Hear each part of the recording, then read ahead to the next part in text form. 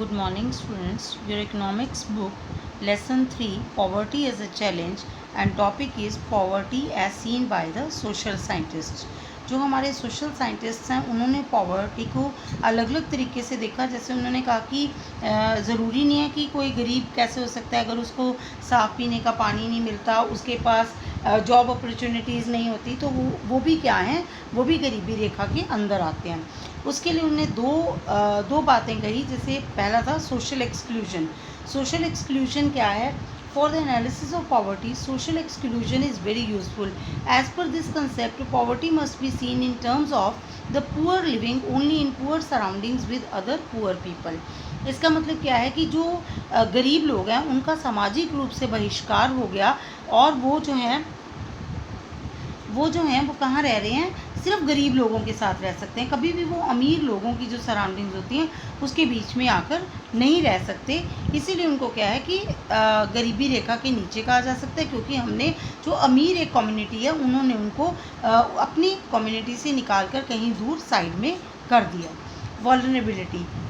Vulnerability क्या है बेटा? वल्नरेबिलिटी है जब कभी कोई एक इंसान गरीब है और उसके आने वाले समय में जो उस गरीबी से निकलने का भी उसको कोई भी ज़रिया या तरीका नज़र नहीं आ रहा, और आने वाले समय में भी वो क्या है, गरीब रहने वाला है। इसमें कौन से लोग आते हैं ज़्यादातर? जब क्या होता है, कभी कोई आपदा का समय आ जाता है, उस समय क्या है कि वो लोग जो हैं सबसे ज़्यादा इफ़ेक्ट होते हैं। क्यों इफ़ेक्ट होते हैं? क्योंकि उनको उस समय में उनकी जॉब्स जो हैं वो चली जाती हैं और उनकी कंडीशंस जो होती हैं पहले ही बहुत अच्छी नहीं होती, जिसमें कि वो अच्छे से सर्वाइव कर पाए। Measurement of vulnerability to poverty describes the greater probability of certain communities, that is members of a backward caste or individuals, that is a widow or physically handicapped persons। इसमें कौन से लोग आते हैं? या तो जो है पिछड़ी जातियों जनजातियों के लोग, या फिर जो विधवा औरतें होती हैं वो, या फिर फिज़िकली हैंडीकैप जो लोग होते हैं वो आते हैं, जो कि पहले से ही पिछड़े हुए हैं और उनको भी ऐसा कोई सोर्स भी नज़र नहीं आ रहा जिससे कि वो इस गरीबी रेखा से बाहर आ सकेंगे। Poverty line. Poverty line is a way which is used to identify the poor. It is the method used to measure poverty. In this method, poverty is measured with the help of consumption and income level of the people. Poverty line जो है, हमने एक estimated line है उसको हमने measure कर लिया। हमने कहा कि जब हम देखेंगे कि किसी बंदे की इनकम कितनी है और उसके आगे उसकी कंजम्पशन कितनी है, जब हमने इस बात को लेकर क्या है, हमने एक एस्टिमेशन की लाइन लगा ली कि एक बंदे के पास जितनी भी इनकम है, क्या उसका कंजम्पशन लेवल उससे ज़्यादा है या उससे कम है, या कितना हो सकता है। तो इससे हमारी पॉवर्टी लाइन जो है वो बन जाती है। If the levels of income and consumption falls below the minimum level of income and consumption of this line, then the person is considered to be poor. अब क्या है, वो जो हमने एक लाइन ड्रॉ कर ली, एक इमेजिनरी लाइन ड्रॉ कर ली कि अगर इससे ऊपर होगा किसी की इनकम का लेवल और कंजम्पशन कम होगी तो वो क्या कहलाएगा? अमीर कहलाएगा। लेकिन अगर कोई उस लाइन के नीचे चला जाता है, उसकी क्या है कि इनकम का सोर्स कम है, कंजम्पशन उसको ज़्यादा चाहिए, मतलब उसकी जो ज़रूरतें हैं वो ज़्यादा हैं, तो वो क्या कहलाता है? गरीबी रेखा के नीचे कहलाता है। Poverty estimates. Economic survey 2011-12, ministry of finance, government of India. The poverty ratio in the year 1973 is 55% and 30% in 2009 and 10, which shows decline in the poverty ratios। ठीक है, हमें जैसे जैसे हम पॉवर्टी एस्टिमेट्स पढ़ते हैं हमें पता चलता है कि हमारी जो पॉवर्टी रेशियो है वो क्या हो गई? डिक्लाइन हो रही है। Poverty ratio further come down to about 26% in 2000 and 36% in 1984। जैसे जैसे हम ईयरली आगे बढ़ते चले गए, हमारी जो पॉवर्टी रेशियो थी वो क्या होती चली जा रही है? कम होती चली गई, क्योंकि हमने देखा कि ऊपर हमारी 1973 में कितनी थी? 55% थी, और क्या है कि उसके बाद हमारी 2000 तक आकर वो 26% जो थी वो रह गई थी। Therefore, the poverty ratio is continuously decreased from 1974 to 2000। इसका मतलब जो हमारी पॉवर्टी रेशियो है वो धीरे धीरे क्या है? कम होती चली जा रही है। Vulnerable groups in India, proportion of people below poverty line is also not same for all social groups and economic categories. ठीक है, ये जो वल्नरेबल ग्रुप्स हैं हमारी कंट्री में क्या है कि सबका प्रपोर्शन जो है, चाहे कोई सोशल ग्रुप्स हैं चाहे इकोनॉमिक कैटेगरीज हैं, सब जो है उनकी सेम प्रपोर्शन नहीं है. Scheduled caste and scheduled tribes house holds are vulnerable to poverty in social groups. जो हमारे सोशल ग्रुप्स हैं उसमें क्या है, जो शेड्यूल्ड कास्ट और शेड्यूल्ड ट्राइब के लोग हैं वो ज़्यादातर जो हैं वो गरीबी रेखा के नीचे हैं. In same direction, rural agricultural labor households and the urban casual labor households are vulnerable to poverty in economic categories. अब अगर हम इकोनॉमिकली देखते हैं तो गांव में जो खेती बाड़ी करने वाली लेबर है वो क्या है, वो हमेशा पॉवर्टी लाइन के नीचे रहती है. और जो अर्बन एरियाज़ में अगर हम आ जाते हैं, अगर हम शहरों में आ जाते हैं तो वहाँ पर क्या है कि जो कैजुअल लेबर्स हैं, जो डेली वर्कर्स हैं, वो क्या हैं ज़्यादातर गरीबी रेखा के नीचे रहते हैं. Global poverty scenario. World development indicators 2012, the world bank, through huge investments in human resource development and rapid economic growth, poverty is sustainably decreased in China and south east Asian countries. जैसे India में poverty ratio जो है वो decline करती चलेगी, ऐसी बहुत सारी कंट्रीज़ भी ऐसी हैं. अगर हम पूरे विश्व की बात करने जाते हैं तो बहुत सारी कंट्रीज़ भी ऐसी हैं जहाँ पर क्या है कि ये पॉवर्टी रेशो जो है वो कम होता चला गया. In China number of poors has come down from 85% in 1981 to 14% in 2008.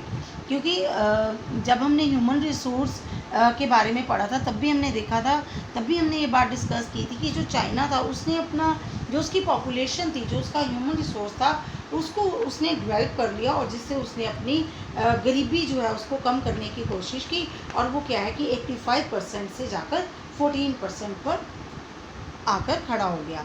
In Asian countries that is India, Sri Lanka, Bangladesh, Nepal, Bhutan, Pakistan, despite decline in the percentage of poor, the decline has not been rapid. और भी बहुत सारी countries हैं जैसे India है, श्रीलंका है, भूटान, नेपाल है. इन countries में भी ये रेशो कम तो हुई है लेकिन बहुत ज़्यादा स्पीडी वे में कम नहीं हो पाई. In India poverty is higher than the national estimates. It is done because of different poverty line definition. ठीक है, अगर हम इंडिया की बात करते हैं, जो हमारे नेशनल एस्टिमेट्स हैं उसके अकॉर्डिंग हमारी जो पॉवर्टी लाइन है, रेशो जो है हमारी पॉवर्टी लाइन की वो क्या है, बहुत ज़्यादा है. In Latin America the ratio of poverty has declined from 11% in 1981 to 6.4% in 2008. Causes of poverty. अब गरीबी होने के कारण क्या क्या हैं? Low growth rate. During the British colonial administration, the rate of the growth was very low, which was basic cause of poverty. जब अंग्रेज़ों का समय था उस समय में क्या हुआ कि जो अंग्रेज़ी राज था उसने इंडिया की इतनी ज़्यादा ग्रोथ होने ही नहीं थी. और जिस वजह से क्या हो गया कि हमारा जो लोग थे वो ज़्यादातर गरीबी रेखा की ओर जाते चले गए और उससे दोबारा आसानी से वापस नहीं उठ पाए. Discouragement of development of industries and handicraft products. अब उन्होंने उसमें क्या किया था कि जो हैंडीक्राफ्ट्स थे वो बिल्कुल र्यून कर दिए थे हमारे, क्योंकि उन्होंने क्या किया, उन्होंने इंडस्ट्री की अपनी डेवलपमेंट कर ली थी लेकिन हमारी जो इंडस्ट्री थी या फिर जो हमारे हैंडीक्राफ्ट थे उनको उन्होंने बिल्कुल ख़त्म कर डाला था. Discouragement of the development of industries and handicraft products is one historical reason of poverty. The policies of the colonial government discouraged development of industries like textile industries, which is the basic source of income of the poor. An uneducated person can easily get job in this type of industries as labor and sustains his livelihood. Discouragement of the handicraft products is also a major cause of poverty. During the British colonial administration, the households can easily earn money by the way of to produce handicraft products. उस समय में क्या था, दो चीज़ें सबसे ज़्यादा हो सकती थी जब अंग्रेज़ों का राज था. एक तो कपड़े का काम ज़्यादा हो सकता था जहाँ से कि एक अनएजुकेटेड इंसान जो है वो भी एज ए लेबर काम कर सकता था और वहाँ से अपनी अर्निंग करके वहाँ से अपने जो जीविका है उसको आसानी से चला सकता था. और दूसरा था हैंडीक्राफ्ट. जिससे कि अपना काम करके अपने हाथ की कला को दिखाकर क्या था वो मनी अर्न कर सकता था। लेकिन अंग्रेज़ों ने ही दोनों को डिस्करेज करके रखा, जिस वजह से हमारे जो है गरीबी रेखा के लोग नीचे रह गए। High growth rate of population, और उससे बड़ा क्या है कि पॉपुलेशन जो है वो हमारी स्पीड से इंक्रीज़ करती चली गई, हमारे रिसोर्सेज उतने ज़्यादा नहीं बढ़ पाए, जिस वजह से लोग जो थे वो गरीबी की ओर ज़्यादा चले गए। Huge income inequalities, there are huge income inequalities between have और have nots. For this term, huge income inequalities makes it difficult to properly implement the poverty elimination policies of government. Therefore, it is the major cause of poverty. Income की inequality हमेशा रही। किसी income बहुत ज़्यादा थी, जिसकी ज़्यादा थी उसकी और ज़्यादा बढ़ती चली गई, और जिसकी कम थी वो कम होता चला गया। इसीलिए क्या था, ये अमीर और गरीब के बीच की खाई जो थी वो हमेशा बढ़ती चली गई। Lack of land resources. Lack of land resources is also major cause of poverty. Income of the villagers are fully based on agriculture income, and lack of land resources creates low level of agriculture income, which becomes the major cause of poverty. अगर हम फिर दोबारा से गांव की बात करते हैं तो वहाँ पर क्या है कि खेती बाड़ी जो है वो लोगों के लिए मेन इनकम का सोर्स होता है। लेकिन जहाँ पर ज़मीन की कमी होगी या ज़्यादा ज़मीन उपजाऊ नहीं होगी, वहाँ पर क्या होगा कि एग्रीकल्चर ज़्यादा नहीं हो पाएगी, इसी वजह से गरीबी जो है वो और ज़्यादा बढ़ती चली जाएगी। सरकार ने इस गरीबी को कम करने के लिए बहुत सारे प्लान्स जो थे वो स्टार्ट किए।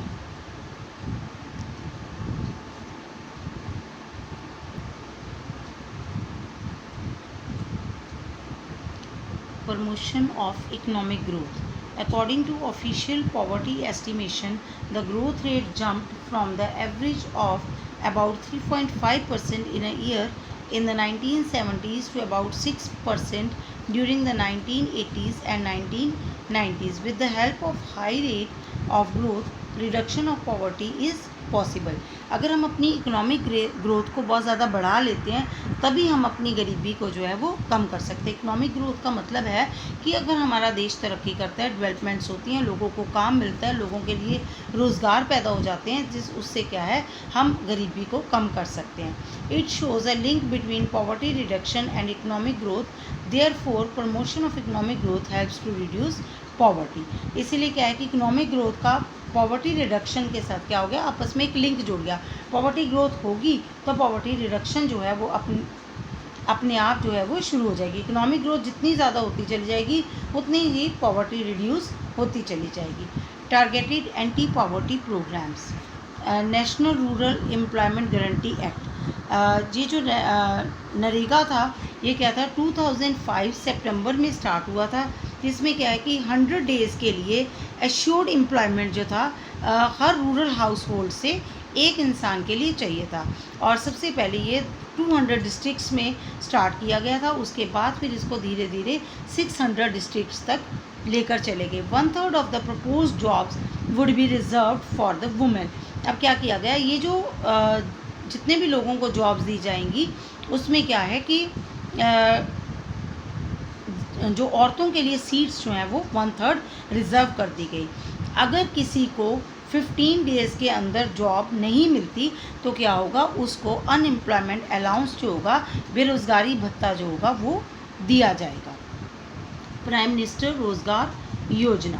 प्राइम मिनिस्टर रोज़गार योजना was launched in 2 October 1993. The objective of the program is to create self-employment opportunities for educated employed youth in rural areas and small towns.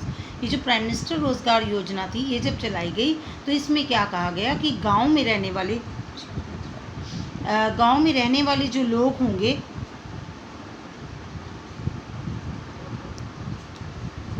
Prime minister रोज़गार योजना के तहत कहा गया कि जो छोटे छोटे शहर होंगे या गांव होंगे वहाँ पर लोगों को सेल्फ एम्प्लॉयड किया जाए। जितने भी एजुकेटेड लोग हैं उनके लिए उनको हेल्प किया जाए, जिससे क्या है कि वो अपने अपने छोटे छोटे बिजनेस या फिर छोटी छोटी इंडस्ट्रीज़ जो हैं उनको लगा सके। स्वर्ण जयंती Gram Swarozgar Yojana. This program was launched on 1st April 1999, the objective of this program is to help rural people to organize themselves into self-help groups by the way of promoting enterprises at the village level. This program helps to exit poor families above the poverty line. In this program, the government provides subsidy and bank credit to the rural people for generating the income. इसमें क्या किया गया कि इसमें गाँवों में जो गरीब थे उनको ऊपर उठाने के लिए कोशिश की गई, जिसमें सरकार ने प्रमोट किया कि आप अपने सेल्फ हेल्प ग्रुप्स बनाइए, जिससे क्या है कि आप एक दूसरे की हेल्प करें, और या फिर जो है गवर्नमेंट क्या करेगी, उनको सब्सिडी प्रोवाइड करेगी या फिर बैंक से उनको उधार पैसा दिया जाएगा, जिससे क्या है कि अपनी इनकम इंक्रीज़ कर सकें और अपने आप को गरीबी रेखा से बाहर ला सकें. Rural employment generation program. This program was launched in 1995. The target of this program is to provide 25 lakh new jobs to the rural and small town persons under the 10th 5-year plan. जो 10th 5-year plan बनाया गया उसमें कहा गया कि कम से कम 25 लाख जो new jobs जो हैं वो लोगों को प्रोवाइड करवाई जाएंगी. प्रधानमंत्री ग्रामोदय योजना. This program was launched in 2000. The objective of this program is to develop standard of living of the rural people by the way of focus in 5 critical areas, that is primary health, primary education, rural shelter, rural drinking water and rural electrification. इस योजना के तहत गांव में जो लोग रहते थे उनके स्टैंडर्ड ऑफ लिविंग जो था उसको अप करने की कोशिश की गई, जिसके लिए उनके लिए क्या हेल्प की जा सके कि उनके लिए वहाँ पर प्राइमरी जो हेल्थ सेंटर्स खोले जा सकें, एजुकेशन के लिए उनके प्राइमरी एजुकेशन जो है वो हो सके, शेल्टर होम्स बनाए जा सकें, साफ़ पीने का पानी प्रोवाइड करवाया जा सके और इलेक्ट्रिसिटी प्रोवाइड करवाई जा सके, जिससे कि क्या है उन लोगों का लिविंग स्टैंडर्ड जो है वो राइज कर सके. संपूर्ण ग्राम रोजगार योजना. This program was launched in September 2001. The Employment Assurance Scheme would be merged with SGRY. The aim of the program is to provide wage employment and to create durable community, social and economic assets. The challenges ahead. अभी भी हमने बहुत सारी कोशिशें की हैं अपने आप को गरीबी से बाहर निकालने की, सरकार ने बहुत सारी योजनाएं चलाई हैं, लेकिन अभी भी हमारे सामने बहुत सारे चैलेंजेस जो हैं वो सामने खड़े हैं. Poverty reduction remains India's most compelling challenge despite the progress because of unequal distribution of income, increase in population etcetera. Poverty reduction जो है उसने कहा कि सबसे बड़ा चैलेंज जो है वो अभी भी इंडिया के आगे खड़ा है, क्योंकि यहाँ पर क्या है, एक तो डिस्ट्रीब्यूशन ऑफ इनकम जो है उसमें बहुत ज़्यादा गैप है और एक पॉपुलेशन जो है वो बहुत स्पीड से इंक्रीज़ कर रही है.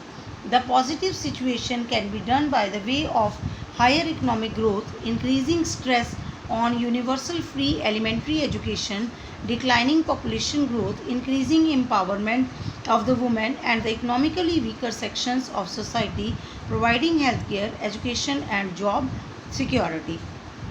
अगर हम बहुत पॉजिटिव वे में चलते हैं, हम अपनी इकोनॉमिक ग्रोथ करते हैं, उसमें क्या है कि हमें सबसे ज़्यादा स्ट्रेस किस बात कर देना पड़ेगा, एलिमेंट्री एजुकेशन की ओर देना पड़ेगा कि हमारे जो देश के छोटे बच्चे जो हैं, जो कहीं भी कभी भी हमें काम करते हुए नज़र आते हैं ढाबों में या कहीं, वो उनके लिए एजुकेशन जो है वो बहुत ज़्यादा ज़रूरी है, और जो पॉपुलेशन ग्रोथ है उसको कंट्रोल किया जा सके और वुमेन एम्पावरमेंट की ओर एक स्टेप उठाया जा सके, जिससे क्या है कि जैसे जैसे औरतों को एजुकेशन की ओर लेके जाया जाएगा, उनकी एम्पावरमेंट की बात की जाएगी, उनको राइट्स दिए जाएंगे, तो शायद हम इस पॉवर्टी जो हमारी लाइन है उससे बाहर आ सकते हैं. अनएम्प्लॉयमेंट एक और बड़ा चैलेंज जो हमारे आगे खड़ा है वो क्या है, unemployment. Unemployment is a situation where a person have not job despite of he she able to do job. Unemployment ऐसी स्थिति होती है जब कोई इंसान जो है वो जॉब करने में सक्षम है, वो कर सकता है, लेकिन उसके पास जॉब जो है वो नहीं है. It is a big cause of poverty. ये सबसे बड़ा कारण है गरीबी का, क्योंकि उसके पास क्वालिटी है, उसके पास हुनर है, गुण है, लेकिन फिर भी उसे जॉब नहीं मिल पा रहा. Unemployment is also situation of being joblessness when people are in condition of without job and in situation of seeking job during recession. ठीक है। अब क्या है कि जब क्या है कि कोई भी जॉबलेस हो जाता है, उसके पास काम नहीं होता, तो उस समय क्या है कि अगर रिसेशन का पीरियड आ जाता है तो उस समय भी क्या है कि लोगों के पास काम बिल्कुल भी नहीं होता, उसे हम क्या कहते हैं, अनएम्प्लॉयमेंट कहते हैं। जैसे कि अब आपके सामने कोरोना वायरस आप देख रहे हो इस समय चल रहा है। अभी आप लगातार न्यूज़ सुनते रहते हैं। आपने देखा कि हमने सबसे पहले अमेरिका में जो था वो सबसे ज़्यादा हुआ, और हमने वहाँ देखा कि कितने ज़्यादा लोग जो थे वो बेरोज़गार हो गए, और क्या है कि रिसेशन पीरियड जो है वो चल पड़ा, जिसे महामंदी का दौर कहा जाता है। It is a sign of poverty where an individual is unemployed. It is a loss of human resources to the nation and stigma to the society. अब क्या है कि जैसे अभी मैंने आपको कहा कि एक इंसान एजुकेटेड है लेकिन एम्प्लॉयड नहीं है, तो उससे क्या है कि जो एक कंट्री का ह्यूमन रिसोर्स है वो क्या हो रहा है, नष्ट हो रहा है। वो अपने समाज को बहुत कुछ दे सकता है लेकिन वो कुछ भी नहीं दे पा रहा। एक और बड़ा चैलेंज जो है वो है child labour. Child labour is a situation where a child is employed for earning money.